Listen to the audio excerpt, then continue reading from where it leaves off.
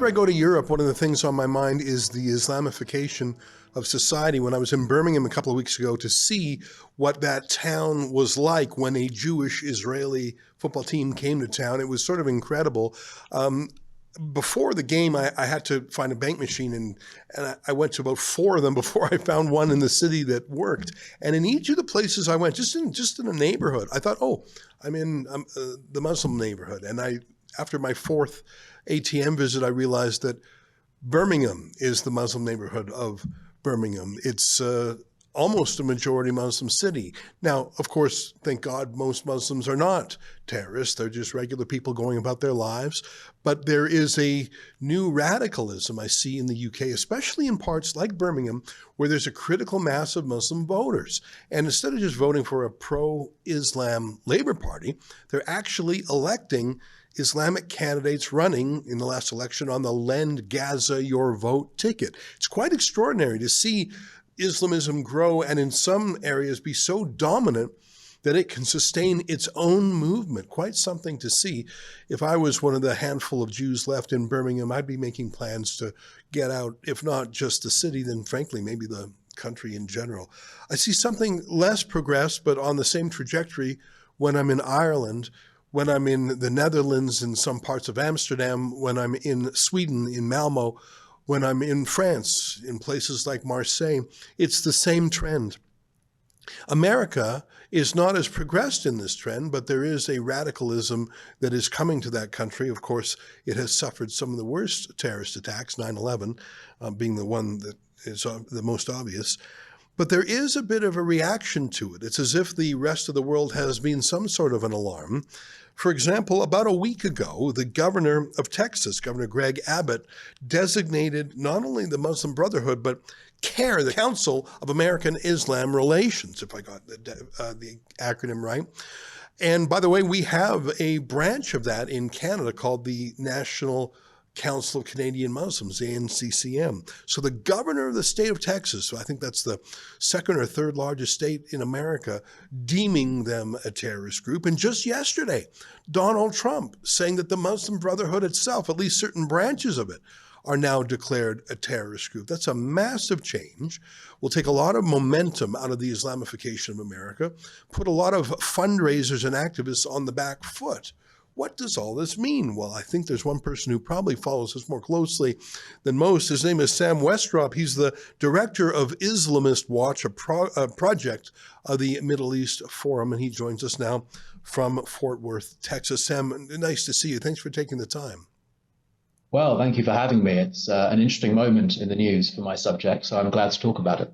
Yeah. Now, first of all, did I get my recitation of facts correct? What exactly did the governor of Texas ban, and what is his ability to ban things? I mean, I don't know the constitutional differences between a governor of a state and the president of the United States. What did the governor of Texas do? Maybe start there, and then I'll ask you a little more about what Trump did just yesterday. So the governor of Texas, Greg Abbott, put out a declaration that the Brotherhood, the Muslim Brotherhood, and a group named the Council on American Islamic Relations, or CAIR, as you mentioned, are now designated entities within the state of Texas. The actual legal implications of this are a little hard to tell, and certainly the governor's office has said little other than this will prohibit or at least place limits on a group like CAIR's ability to own property in Texas. So for the moment, it looks more symbolic than a practical effort. That said, the governor has instructed the Department of Public Safety, which is the body overseeing state law enforcement in Texas, to now investigate the Muslim Brotherhood's reach in the state. So maybe we'll see something tangible come out of this as well. Now, accompanying all of that, the governor has also warned that 2 Sharia courts, or Islamic tribunals, as he calls them, are operating in North Texas against, he claims, Texas law. So certainly Texas politicians look ready for a fight, and they have latched onto the Brotherhood as the most obvious target when it comes to the subject of radical Islam. You know, this follows on the footsteps of Governor Ron DeSantis of Florida. I remember shortly after October 7, 2023, he designated some on-campus groups that were using terrorist material. He banned them. So I think he had to walk a fine line, it being America, the home of the First Amendment. It was very interesting to see how they protected speech and criticism. Criticism of Israel was permitted, but those who were working with actual terrorist groups, using their terrorist propaganda, those groups were banned from Florida University. So I thought it was very interesting. And I like watching these American governors use all the levers of power they have, because that's not been how it's been for Republicans. Democrats use every single lever of power to get their will through. This might be a bit of a stretch. This might be more symbolic than anything. But to me, that's great. It's a sign that up and coming politicians in America are still willing to fight these battles.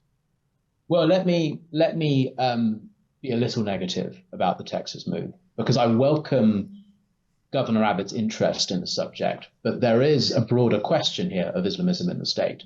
The Brotherhood is not the leading Islamist group active in Texas.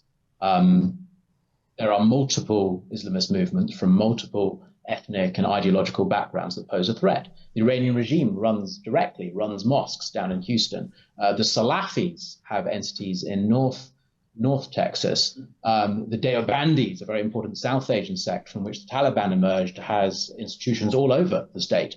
There is a very diverse radical threat in Texas. And my worry is that when politicians latch on to names like the Muslim Brotherhood, they hyperfixate on this entity and allow the other Islamist groups to flourish in the background. So yes, the focus on Islamism is good. Let's hope they take a broader view than just the Brotherhood, not just for the sake of the Jews in the state, but for the safety of all its citizens. Yeah. These groups are indelibly tied to violence, to extremism abroad, to foreign terrorist groups abroad, but also to radicalization here at home. And you mentioned Europe in your introduction. One of the things the government found after years of young European Muslims rushing off to join ISIS or commit acts of terror at home, the one thing they all had in common, they'd grown up within schools, communities, mosques controlled by these Islamist groups. The Brotherhood is the tip of the iceberg. There's a lot to do here, and I hope Governor Abbott follows through.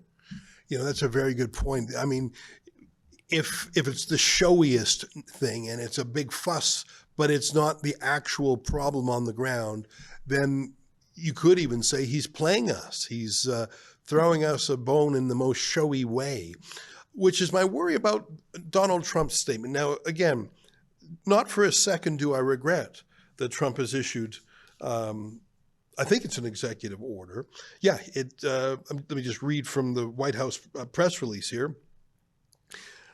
Today, President Donald Trump signed an executive order directing the Secretary of State and the Secretary of the Treasury to consider whether certain chapters of the Muslim Brotherhood should be designated as foreign terrorist organizations.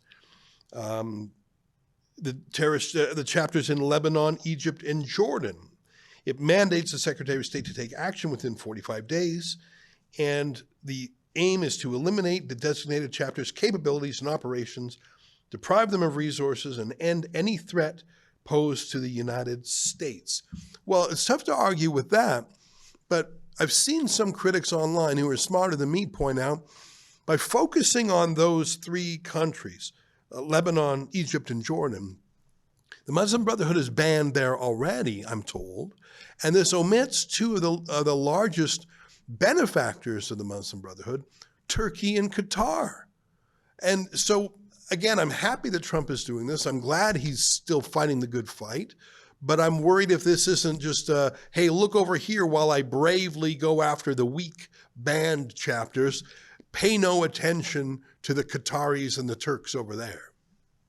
Well, this is somewhat an echo of my point about Texas, right? That we're focusing on the Brotherhood, whereas we should be focusing perhaps on Turkey, Qatar, but there's others I could add to that list. Malaysia, Pakistan, the Deobandis, the Salafis, the Iranian regime's proxies, and so on. There's more that can be done, certainly. And as I said before, the Brotherhood is the tip of the iceberg.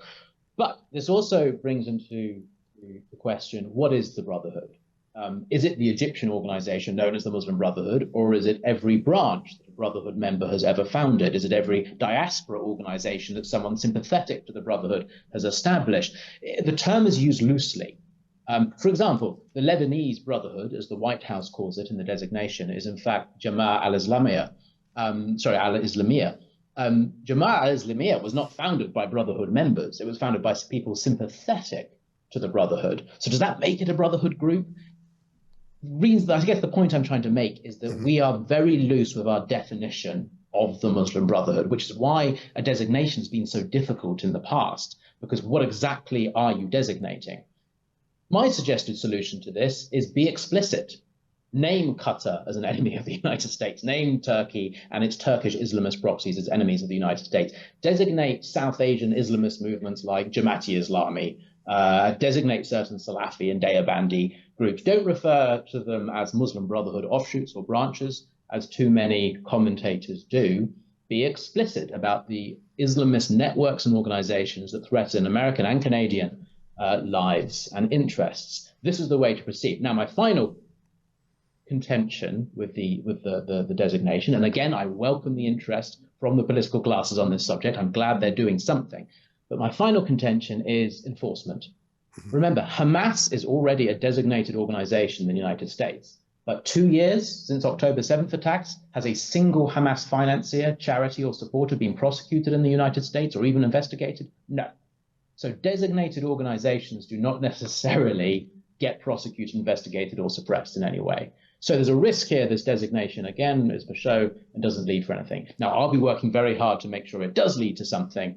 But, those 2 points still stand. This is a far broader issue, and it requires real political follow-up.